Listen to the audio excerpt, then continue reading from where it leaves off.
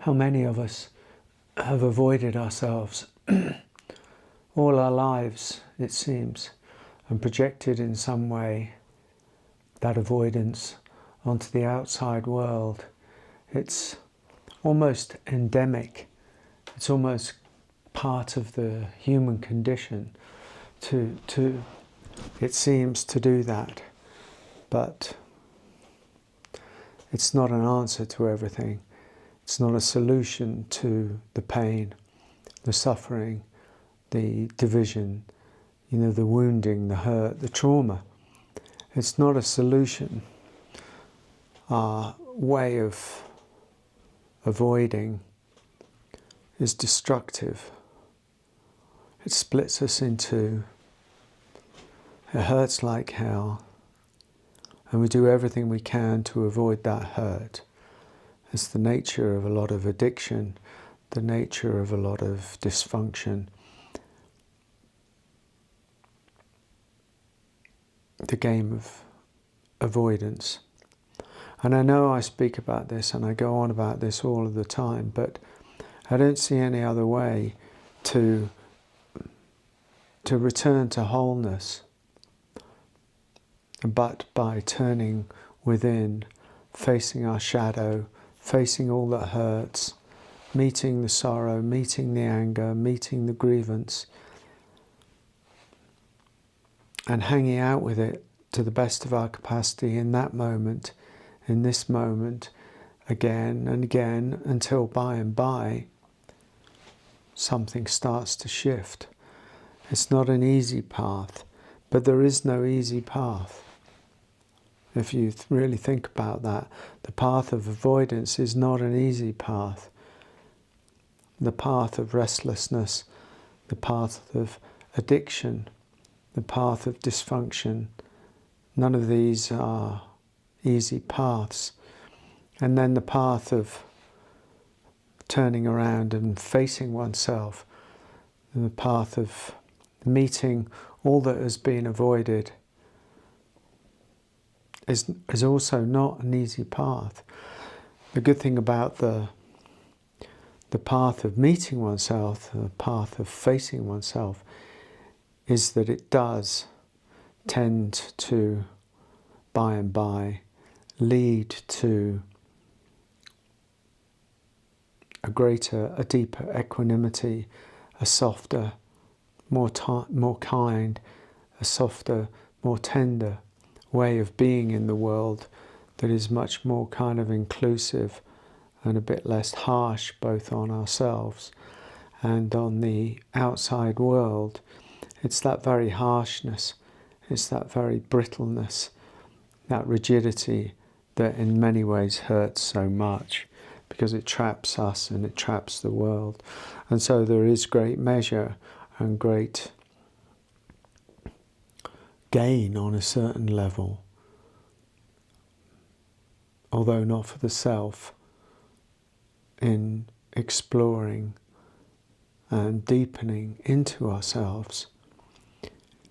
It forges something. It forges us, kind of makes a warrior of us. And so, it's as though the only way is in. The only way to really grow into life after all that's taken place in our 20s, in our 30s, whatever it is, it doesn't really matter whether it's just, a period of time of avoidance and neglect, self-neglect and stuff. Eventually, it calls us within. Eventually we're called within. Yeah, it comes to many human beings. It comes in midlife crisis. It comes at the, 28, 29-year-old sort of time when Saturn return, I think it is, comes along and it calls us within on a certain level. And then it comes around again in what we call the midlife crisis at Chiron return, when we're called within on a much deeper level. And this like it's almost as though life itself is calling us all the time. With ears to hear, you notice grace, opening, awakening, equanimity are always calling us within to explore ourselves. And those who are prepared to go within, to meet whatever is within, well, by and by there's a maturation that happens. By and by there's a forging that happens. It's a different game. It's a different experience. It's a different life experience. To endlessly project ourselves outwards into the outer, what seems to be the outer world, and to change around from that and to come into the inner world and to meet all that lurks within us. Because the whole world, with all of its troubles, the whole world, with all of its pain, is within us.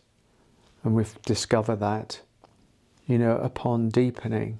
But first, we must go within and look within mind, look within heart, look within,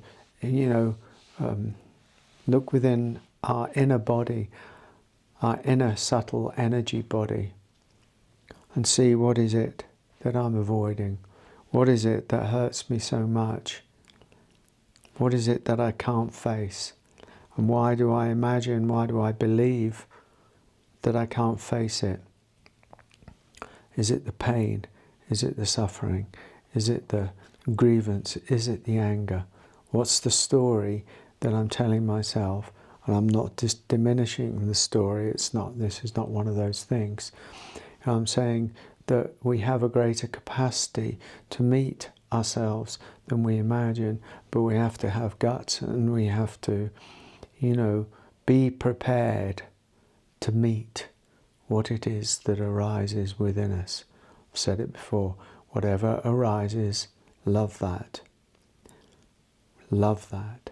It calls us to a deeper meditation about ourselves.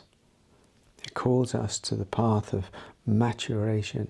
There are a million things that shouldn't have happened to us, but did. That's the harsh reality. There are a million insults. There are insults that happen to you. There are insults that happen to me. They shouldn't have happened, but they did happen.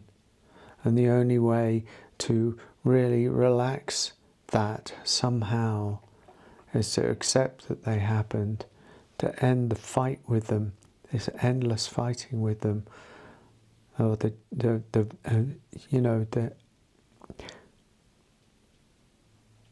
softening into it, bit by bit, the gradual path of softening, the gradual path of kindness, the gradual path of tenderness, to see what it is that is underneath all the pain. What is it that's underneath all the suffering and underneath the grievances? There is a deeper awareness, there is a deeper grace than all the hurt that happened to us. And we can know that, but we can never know that by bypassing. We can never know that by avoiding. We can only know that when our time comes to actually open into eternity, i.e. death. Or we can know it through a willingness to fall beyond the story, beyond the grievance, beyond the hurt. Fall into a deeper grace. The way of grace is to fall. It has to be. The way of grace is to fall below, beyond. The story of our lives. And I say again, when I say story, I don't diminish it. It's a real experience, but there's still something deeper than that. The way of grace is falling.